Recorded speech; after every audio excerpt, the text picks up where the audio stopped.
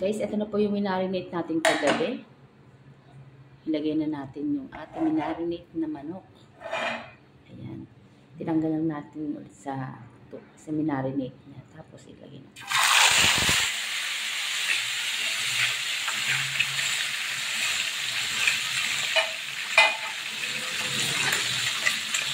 Para maging crispy yan, ano natin. Lagyan natin sa loob ng mga konting gulay sa sibuyas. Ganyan lang po yung pag ano ng mga manok para masarap marinate. Tapos yung pinag-marinate natin, maya-maya po, ilagay natin dyan. I-ano lang natin siya para magkaroon siya ng kaunting luto. Guys, nasunog yung aking niluluto sa cellphone ko. Ayan. Pero balat lang naman yan. Okay lang yan. Tingnan natin. Ikot-ikotin lang natin yung ano.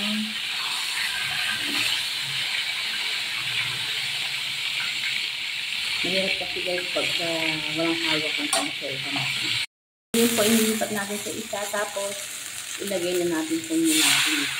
Yung pinagbabara natin sa gabi. Ayan, saka natin pakuluan. Yan po ang magiging sauce niya. Ito po ang magiging sauce ng ating karne. Karning lechon manok.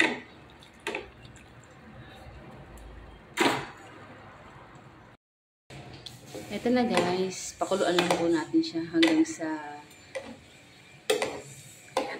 ano yung ating sauce lumapot.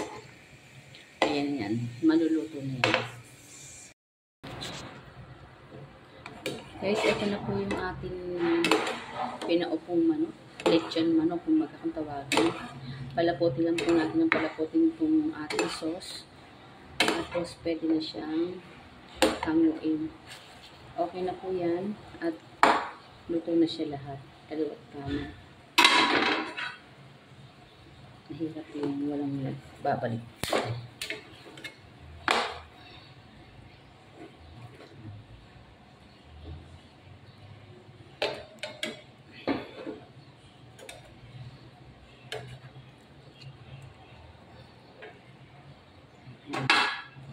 Lalapot na po yung ano niya guys. Yung ating sauce. Palapotin lang natin siya. Yan, luto na po siya. Tapos konting ano lang, luto na. Guys, ito na yung ating nalutong lechon manok. Pinaupong lechon manok. Ayan. Medyo nasunog lang. Pero balat lang yan siya. Meron na tayong pananghalian.